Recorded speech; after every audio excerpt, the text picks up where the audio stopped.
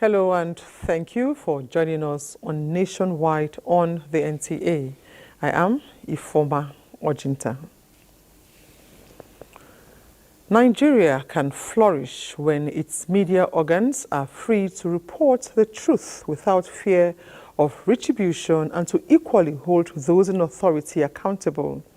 This progressive spirit is what the Minister of Information and National Orientation, Mohammed Idris, reassured the Nigerian media and her citizens under Tinubu's administration. Salihu Gwanara tells us more.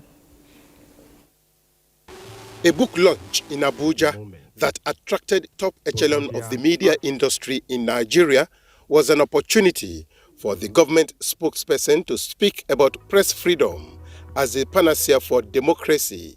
It is crucial that information disseminated to the public is accurate, it is balanced, it is devoid of sensationalism, and it is also extremely in the national interest. There is no use when you report something that you know would not help to advance the cause of unity and development of your dear country. You are not doing journalism if what you do is to bring down your country or to throw the society or the community into chaos. He equally acknowledged that the 5-point agenda being implemented by the ministry he supervises as a game changer. On top of the pyramid is to restore trust in public communication. I am very glad that I did that because ultimately the crux of trust is unarguably the ability to sustain the truth at all times. You cannot earn any trust if you yourself are not truthful about what you do and what you say. The minister shared a similar vision with stakeholders that the Nigerian media require this kind of intellectual property. In Abuja, Saliu Gwanara, NTA News. The Nigerian Television Authority says it remains committed to enlightening and educating the populace on the rights of values, morals and virtues that will make wise choices to promote a healthy and morally sound society. This was the reaffirmation given by the Director General of the NTA when he received a delegation of women community in Africa at the NTA headquarters, Abuja. Momsodni Ndati has details. The internet, with its very numerous benefits in providing information at one's fingertips within the shortest time possible, also has its demerits. We found out that when a child holds a device and looks at it, the advert that comes to it is different from when a parent does. And so we need people to understand that there are so many dangerous sites that are called the dark web, targeting the children. This is the reason for the visit of a delegation of the women community in Africa, a civil society group seeking collaboration with the Nigerian Television Authority to tackle the issue. The challenges that we have in the physical world is gradually being moved to the cyberspace, where you have things like cyberbullying, you have cyber stalking. So it is essential for parents, for children to know how to navigate this space safely. NTA's Director General was represented by the Director of News. Glad to inform you that the DG is not only a comrade, but he's also a he for she, because he has been promoting and protecting women's issues. The issues or the well-being of our children is always attached to it.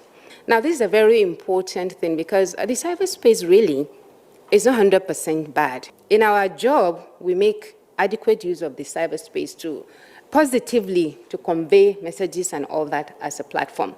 But the problem arises when the cyberspace is used in the negative way. So I appreciate your efforts in trying to draw back our young people from the negative usage of the cyberspace. NTA, she says, is committed to its mandate of projecting the right values for the overall good of humanity.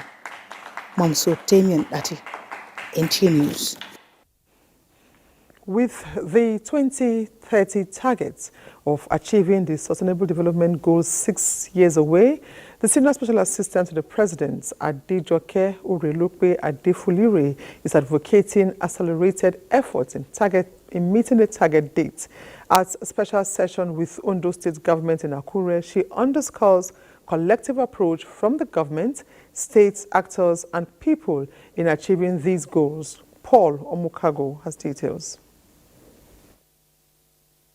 In line with Goal 17, which emphasizes the need to strengthen the means of implementation and revitalize the Global Partnership for Sustainable Development, this special session gives the Senior Special Assistant on Sustainable Development Goals the opportunity to identify key areas requiring prompt intervention in Ondo State, prioritizing the education of the girl child, putting an end to the challenge of out-of-school children, insecurity, maternal health issues, making available the requisite infrastructure, and having an accessible investment plans, she reiterated, are critical in meeting these goals. Achieving SDG is about whole of government and whole of society approaches, and also especially taking ownership at the grassroots level or the local level. Governor Lucky Ayedatiwa, while regretting the poor global success rate in implementation, gave assurance of plans to strategically scaling up operations and policies to attain success ahead of the 2030 deadline. He, however, requested the support of the federal government, intervention agencies, and other key players in fast-tracking the process. Administration has been working to align our policies and programs with the entities. We are making significant progress in critical areas of intervention. There was also an interactive section with representatives from the 18 local government areas of Ondo State, civil society organizations, members of the Ondo State House of Assembly, and key ministries of government. The Senior Special Assistant also used the opportunity to appeal to the state government not to abandon the rural and riverine communities in its development plans. In Akure, Paulo Mukago, NTA News.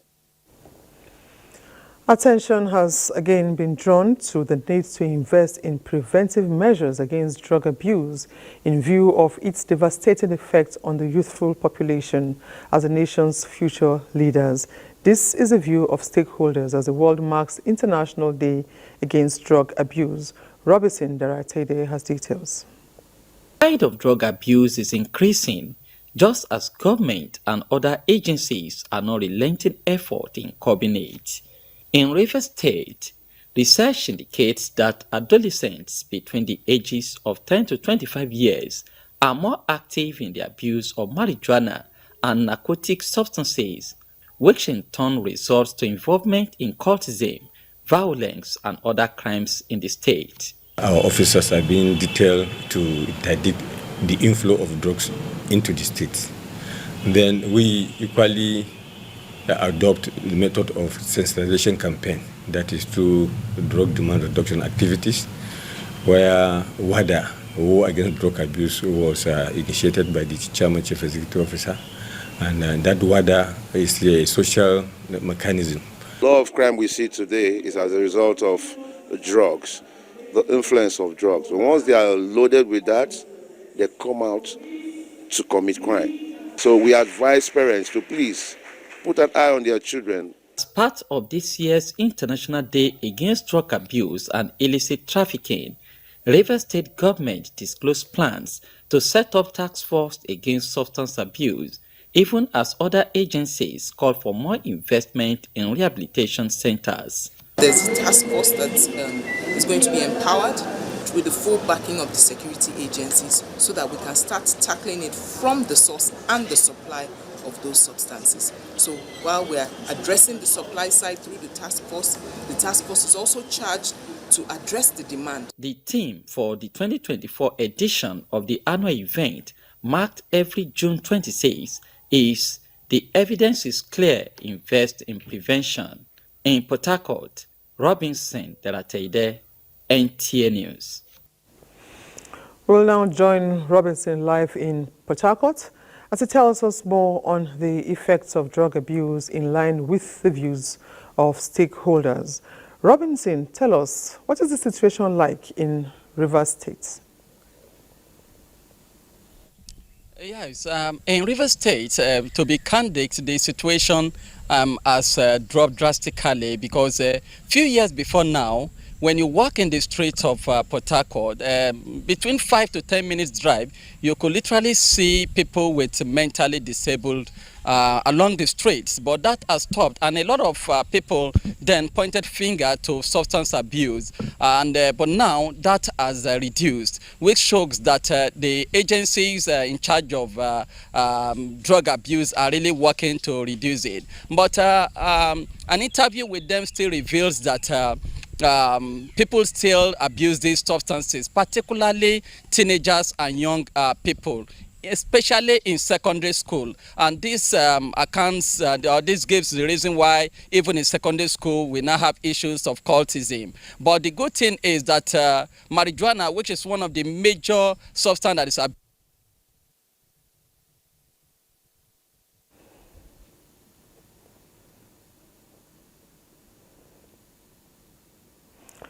I'm afraid we've lost Robinson there. We hope to link up with him when we have a better network.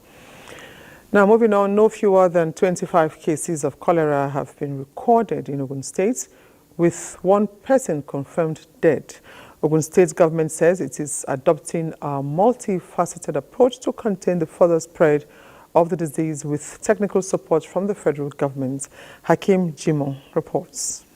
Journalists on the measures put in place to contain the further spread of cholera in Ogun State, the Commissioner for Health, Dr. Komi Koka, notes that emergency operation centers have been activated across the state in response to cases detected. Dr. Koka, who identifies intake of contaminated food and drinks, unhygienic sanitary condition, and poor personal hygiene as some of the risk factors of the disease, assures that the Ogun State government is doing everything possible to contain the spread of the disease, while the federal government, through the Nigerian Center for Disease Control, NCDC, is providing technical assistance through the supply of protective gears and other consumables to health officials. The prevention and control of cholera is a multifaceted approach. It is key to have a combination of surveillance, potable water, sanitation and hygiene, social mobilization from the public. We expect you to have proper personal hygiene, particularly hand hygiene. And as I mentioned earlier on, ensure you wash your fruits, your food, your vegetables properly before eating. Heads of other ministries, departments and agencies in Ogun State unanimously agreed that discouraging open defecation and provision of potable water will go a long way in preventing the further spread of cholera in the state. In Abeokuta, Hakim Jimo, NTA News. Okay, we shall be going back to Robinson in Port Harcourt to tell us about the effects of drug abuse, the Rivers State story. It's back to you, Robinson. Yes, like I was saying before, that major drugs that are abused here in Rivers State is marijuana, cocaine. And what the stakeholders are saying is that beyond setting up a task force to prevent people from taking this drug, there must also be a mechanism to ensure that those victims are also rehabilitated. And what they are calling for is establishment of medical facilities by the government so that those that are already victims now can be rehabilitated. And they are also saying that parents, religious organizations must also key into this initiative because that is where the whole issue is coming from. All right. Thank you very much, Robinson. That will be all for now. Moving on, the Director General of the National Emergency Management Agency, NEMA, Zubeida Umar, says the agency will continue to make broader consultation with key stakeholders and partners to enhance service delivery in the management of disasters across the country. NEMA boss said this when she led the management of the agency on a courtesy visit to the Inspector General of Police in Abuja. Ilyas Yakubu reports. In all aspects of disaster management, experts say collaboration is key for effective proactive approach and mitigation in the business of disaster management. This meeting, the DG Nema said, is to sustain engagement to ensure the safety, security, and plight of Nigerians who may be affected by disasters. She said there is no doubt that Nigeria's disaster profile and associated humanitarian outcome calls for the strengthening of mutual support and collaboration between NEMA and the Nigeria police. The rainy season, the DG NEMA explained, is always associated with widespread flood disasters with destructive impact. Hence, it has become necessary for all to manage the trend. The prevailing situation in Nigeria calls for greater collaboration between NEMA and the Nigerian police force. All hands must be on deck to build the disaster resilience of Nigeria and safeguard lives and livelihood of the people. The Inspector General of Police, Kayode Egbedokun, thanked the DG NEMA for the visit and promised to provide all the necessary support to the agency for seamless disaster management. That the cooperation that police have been giving to NEMA, we will continue to give it the cooperation and even improve on all areas of cooperation that we have with NEMA. Experience has shown that disaster sites are potential crime scenes, and the police has consistently provided NEMA with security and safety cordon to enable successful life-saving search and rescue operations wherever and whenever the need arises. In Abuja, Ilyasu Yakubu, NTA News. Our Maiduguri Network Center is our first stop nationwide with Abubakar as our guide. Hello, Abubakar. Hello, Ifoma. It's good to see you.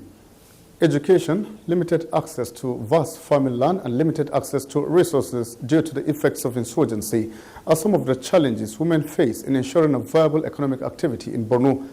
These were echoed by women groups at a one-day town hall meeting with the Special Assistant to President Bola Ahmed Tinubu on Women Affairs, Fatima Abubakar Farouk, in Maiduguri. Tina Toro completes the story. The Office of the Special Assistant to the President of Women Affairs was established to positively impact the lives of women and girls, advancing them through the renewed hope agenda. Wife of Borno State Governor Dr. Falmata Babagana Umar Zulum, represented by Commissioner for Women Affairs and Social Development Zuwaira Gambo, highlighted Borno women's resilience and active engagement in economic development, along with the support mechanisms available to enhance their self-sufficiency.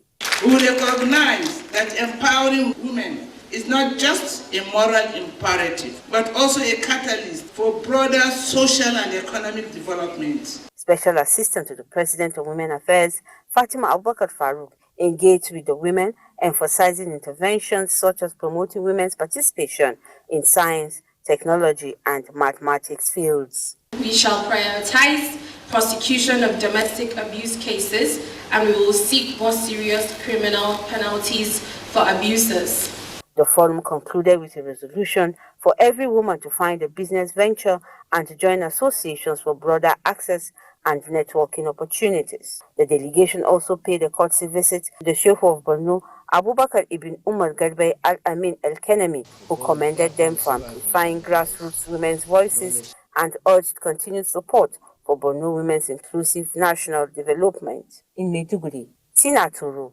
NTA News. Away from issues that have to do with women for now, to tell you that Borno State Government has prepared another set of repentant insurgents for safe reintegration into the society. Muhammad Goni reports that the reintegration initiative through the Borno model has been successful, with more insurgents laying down their arms, suing for peace. This is the 8th batch of repentant insurgents set to be integrated into the society, having undergone de-radicalization and a series of engagement under the Borno model of reintegration. The batch comprised 560 minors and low-risk clans and 924 wives prepared to contribute to the growth and development of the society through peaceful coexistence. Addressing the repentant insurgents, Special Advisor to Borno State Governor on Security, Brigadier General Abdullahi Ishaq said, after the initial 6 to 9 months of training, The 2 weeks long training was organized to reawaken their minds on communal relationships and effective citizenship. They get back to the community, they should be law abiding. 7,930 that we have reintegrated. We've never received negative report from them just because of this type of training we give them. President Peace Ambassador Center for Humanitarian Aid, Ami Shehu, and other stakeholders dwell their lectures on life after camp, peaceful coexistence in communities, among others. They should also engage themselves in community services by ensuring that their impacts are felt in the community. The repentant insurgents gave positive feedback, assuring to be of good and acceptable conduct at all times. Some of the 100 youth peace advocates chosen across communities in the state were at the scene to bridge the peace building and reconciliation gaps in their communities. In Maiduguri, Mohammed Goni, NTA News. This is Nationwide on the Nigerian Television Authority. Let's take a break here, but there will be more reports for you thereafter.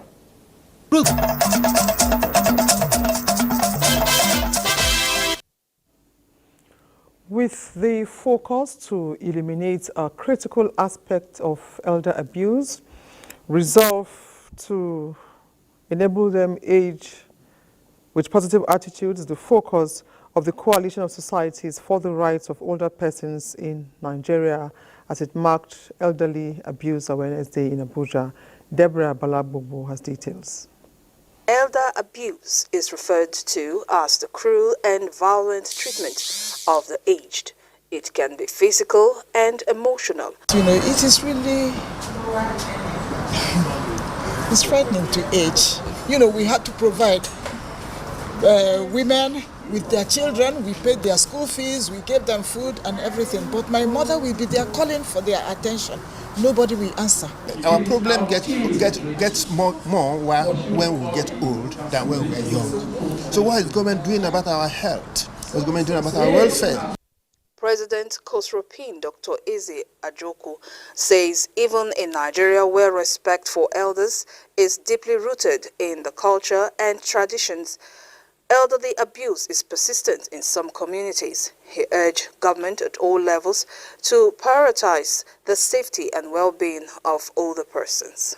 I believe that what we're doing today adds on to the consciousness of that awareness in our MDAs, and we believe that many of them will have cause to ask themselves, what am I doing about elder abuse? For us in the NTA, as a public service broadcast outfit regarded as the authentic voice of the Nigerian government, with our reach that is truly unbeatable and influence in shaping public opinion, I believe that we have a vital role to play in this endeavor.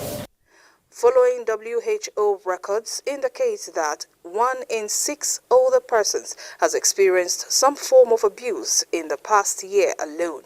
Hence the need to take bold steps to break in this silence, as aging is a privilege and a journey that deserves full attention. Deborah Balagbobo, NTA News. Kaduna State Ministry of Environment and Natural Resources has flagged off the silting of drainages to target clogged drainage systems within the 3 major cities in the state. Mohammed Umar Ajengi reports that it is a proactive move to mitigate flooding and improve sanitation during rainy season. With the commencement of rainy season, the Kaduna State Ministry of Environment and Natural Resources is initiating the sealing of drainage systems within Kaduna, Zaria, and Kafanchan. The Commissioner for Environment and Natural Resources, Abubakar Buba, led the distilling exercise, emphasizing the government's commitment in maintaining proper drainage system across the state. We are going to desilt not less than 160,000 meters of drainage in the state. Environmental experts said clearing these blockages will reduce the incidence of waterlogging and improve sanitation. Between June, July, most importantly, which is the high peak of rainfalls in Kaduna, we will have high intensity rainfalls that may give us worry for flash floods. By desilting these drainages, it will actually help in reducing the menace of the flood in Kaduna State. We are certain that if we continue like this, and if the communities come together listen to the ministry, listen to the agencies that are concerned, we will be able to mitigate entirely high level of this flood we are talking about. It will be recalled that Kaduna is among the states prone to flood, according to the recent prediction by the Nigerian Meteorological Agency, NIMET. In Kaduna, I am Muhammad Marajingi, NTA News. And still on the issue of desilting, we are now being joined live by Achari Maswell, who is standing by at Ali Akilu Road in Kaduna. Achari, tell us what informed the decision of desilting drainages in the state. Okay, thank you and welcome to Kaduna. Like we have watched in that report, going by 2024 NIMET prediction, Kaduna is among the top 10 states that are likely to be flooded this year. And stakeholders have identified blocked drainages and indiscriminate dumping of refuse as major factors responsible for flooding. And this is why the Kaduna State government has mobilized its men and machinery through the Ministry of Environment and Natural Resources drainages, so that when the water eventually comes, it will have a free flow and the effects of flooding will be minimized this year. Here on the field, I have the Commissioner for Environment, Abubakar Buba, who will be talking to us more about what they are doing in this regard. Sir, tell us what brought about this idea of desilting drainages. Where are you and how far you intend to go with this? Well, thank you so much. As you can see, the prediction from NIMET has shown that Kaduna State is one of the states that are prone to likely have a flood in the state this year. And that's the reason why His Excellency, the Governor of Kaduna State, Senator Ubasani, gave us the mandate and the go-ahead to ensure that we take all the necessary active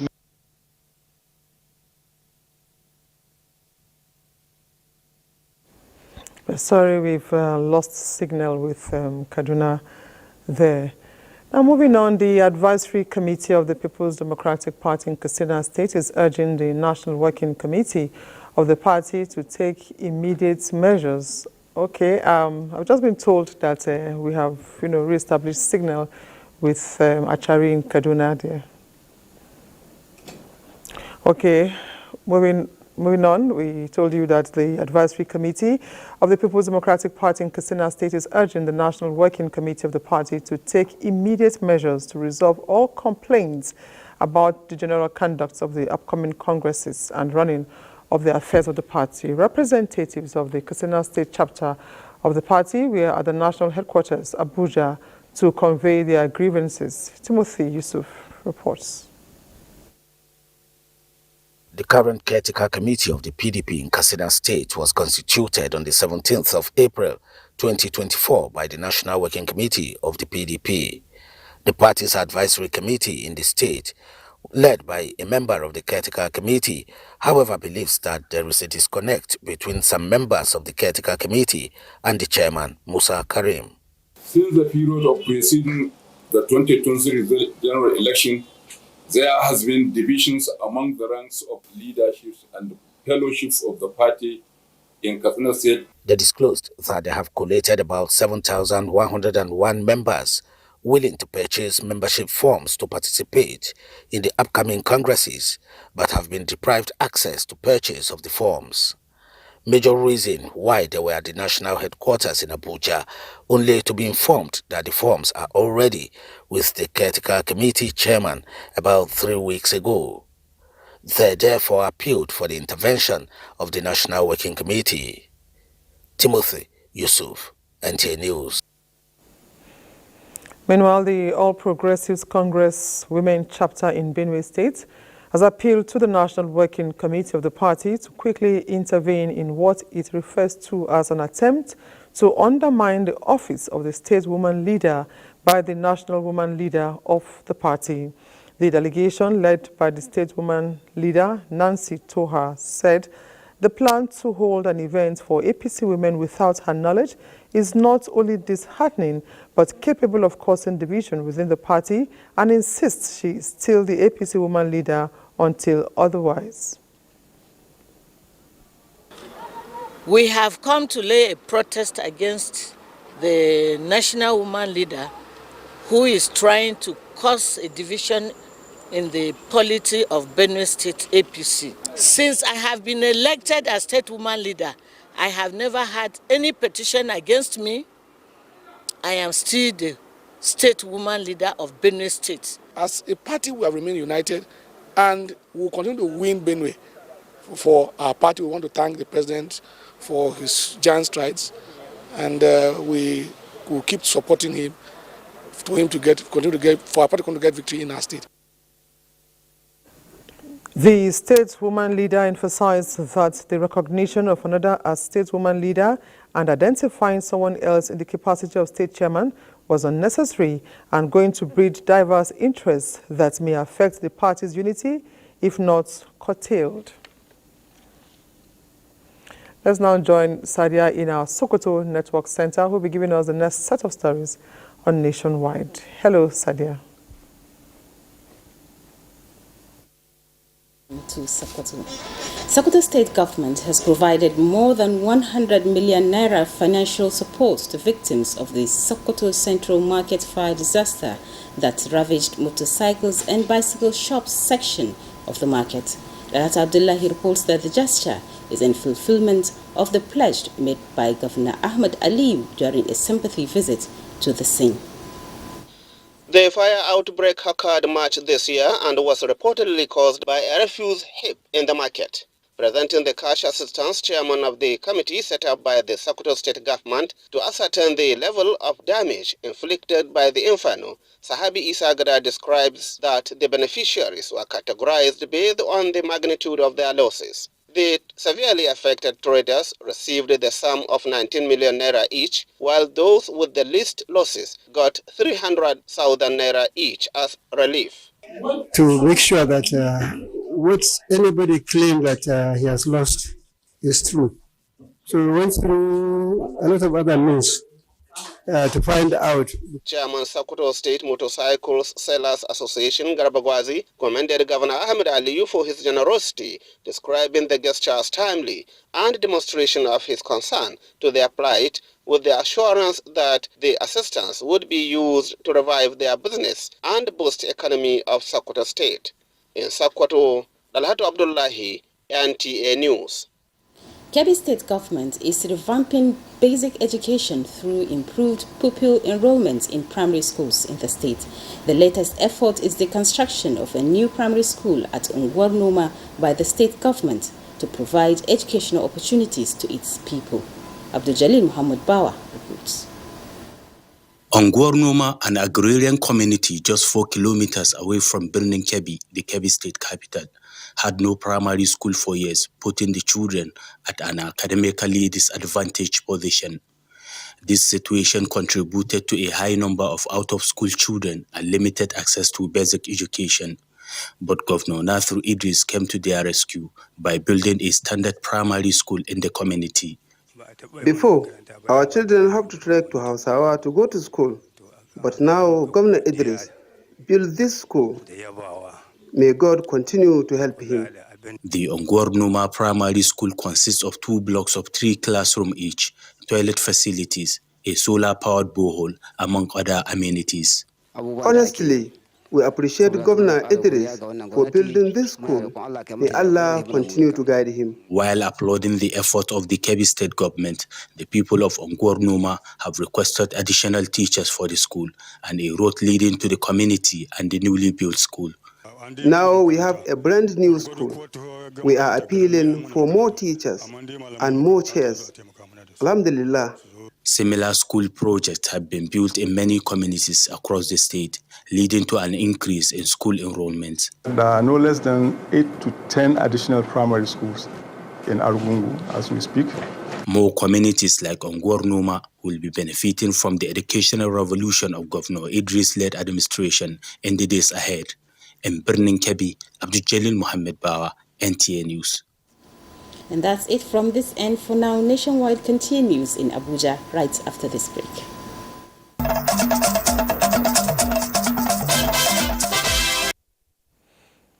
Thanks for staying tuned. Now, by 2030, Nigeria is expected to have successfully transformed its key economic sectors to sustainable practices that will significantly reduce emissions This was the focus at the validation of Nigeria's just and gender-inclusive transition framework. Ignatius Nkwo reports. Nigeria's Just and Gender-Inclusive Transition is a program launched in November 2022, aimed at assisting Nigeria tackle the problem of climate change. The program is to also ensure that addressing climate change issues in Nigeria will not affect jobs and other socio-economic variables, and to ensure that climate policies and actions are effective, equitable and inclusive. The roadmap for the program has now been validated. Also, Nigeria has set ambitious climate targets. As part of its NDCs, its nationally determined contribution under the Paris Agreement, important targets for 2030 is for us to develop and ensure that we link this with the sectoral MRV system and the enhanced transparency framework. To develop these MRV tools to track the importance of the Paris Agreement with the focus on oil and gas, transportation, agricultural and forestry, and other land use sector. The Permanent Secretary, Minister of Labour and Employment, Ismaila Abubakar, was clear on the ministry's commitment to ensuring a just transition to a low-carbon and just economy for Nigeria.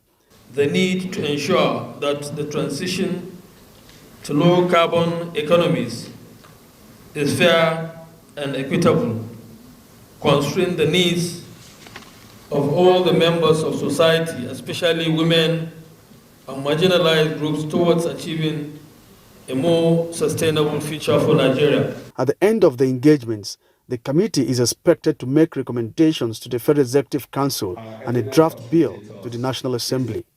Ignatius Nkwo, NTA News. Members of the Nigerian Institute of Public Relations in their hundreds have participated in a walk like Carnival in Abuja to create awareness of the Institute's Diamond Celebration. Haman Jabani, who took part in the walk, reports that it started from Area 1 and terminated at Area 10 Old Parade Ground.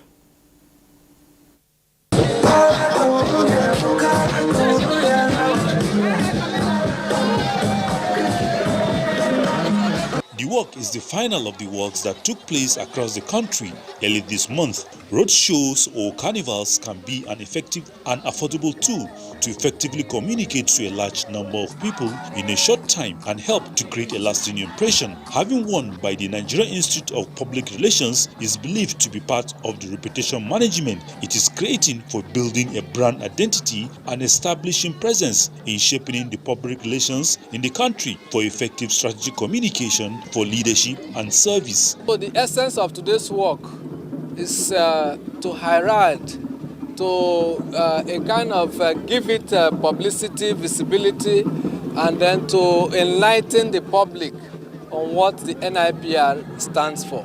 If you don't carry public relations, you are totally in shambles. That is what we are demonstrating. That public relations has become a leadership function.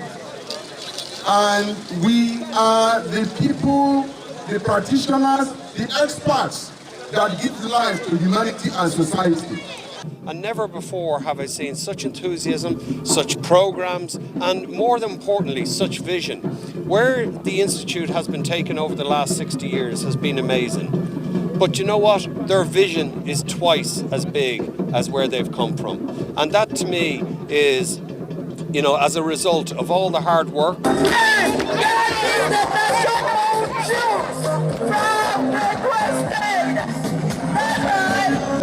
This crowd for you. Thank you, sir. Hamad Jabani, NTA News.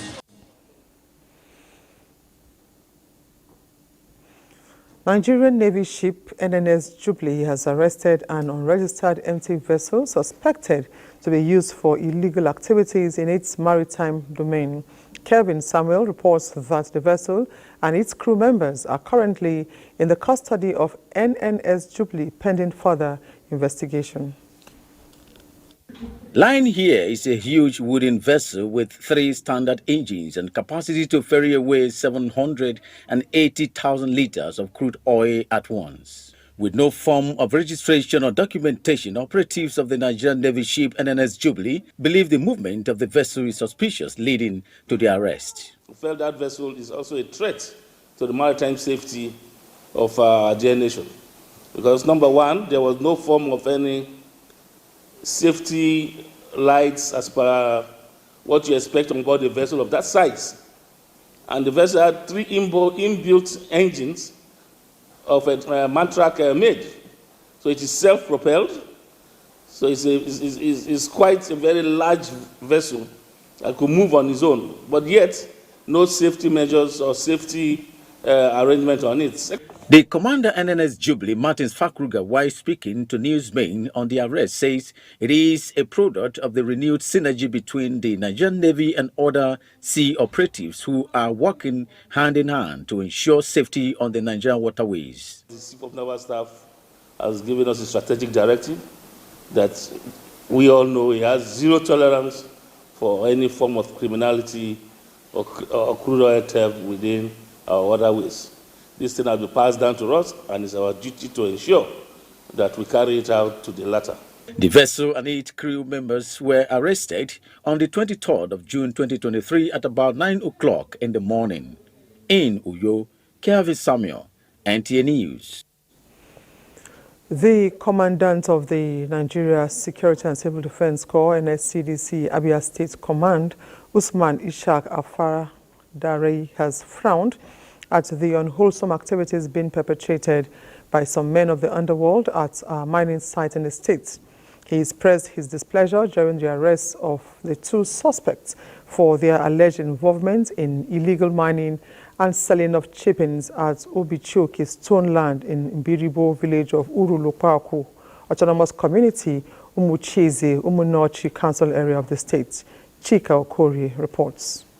The commandant revealed that the arrest of the suspects became expedient after the acclaimed owner of the mining site, located at Umunochi Council area of Abia State, wrote the call on the alleged unauthorized activities. The command has successfully arrested a Chinese national and 1 other person for operating a quarry illegally on a site belonging to another entity named Jimilois Nigeria Limited in Umunochi local government area of Abia State. This illegal act was uncovered following a complaint by the original owner of the site that the Chinese people have illegally occupied his legally assigned site. While eulogizing the command special force outfit codenamed Mines Marshal for tactically perfecting the arrest, Commandant Afadere hinted that the nation's extractive industry would no longer be shortchanged under any disguise. The Corps has made significant effort to stem the tide of all form of criminalities in the country, especially in the extractive industries, which gave rise to the introduction of the special mining marshals within the Corps to support government's drive to sanitize the sector. Considering government's effort towards boosting the economy and ameliorating the sufferings of many, the NSCDC commandant reiterated the need for greater collaboration to secure critical national assets and infrastructure in parts of the state. In Umuahia, Chika Okori, NTA News. 26th of June every year is observed as International Day in Support for Victims of Torture. To commemorate the day, the Federal Ministry of Justice, National Human Rights Commission and Committee Against Torture in Nigeria are championing campaign for adequate implementation of laws that prohibit torture, ensuring that perpetrators are brought to justice. Omenka Marachuku reports that the event commenced with a roadwalk in some major streets of Abuja. Millions of people globally, no doubt, are experiencing various degrees of torture and other human-degrading treatments. To reflect on the plight of victims of torture, speak and stand against violation of human rights, the United Nations General Assembly proclaimed 26th of June every year as an international day to support victims of torture with a view to totally eradicate the trend. This gathering is leveraging the Anti-Torture Act of 2017 signed into law to therefore provide solutions to incidents of torture, especially in detention centers. We have been able to infuse torture in the anti-torture in the training curriculum of security and law enforcement agencies.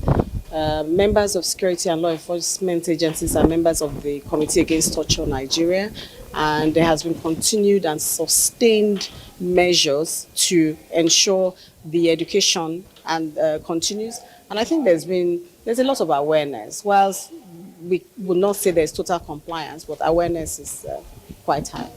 But since after the Anti-Torture Act, what it now means is, if the court finds out that the evidence was obtained by torture, the person is deemed to have, the person who conducted that evidence by torture is now deemed to have committed a criminal offense. The person will now be tried and convicted for committing a criminal offense. So these are some of the efforts the Commission has done.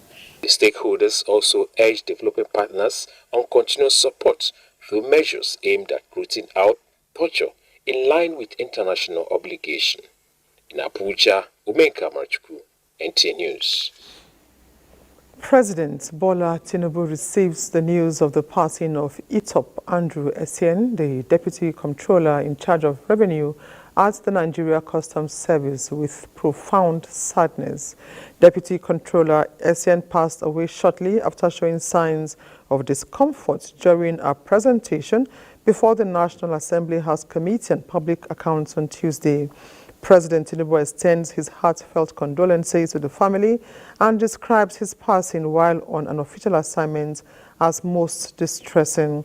The president also commiserates with the Comptroller General of Customs, Bashir Adeniyi, as well as the officers, men and women of the Nigeria Customs Service. The president prays for the repose of the soul of the deceased officer and comfort for his family.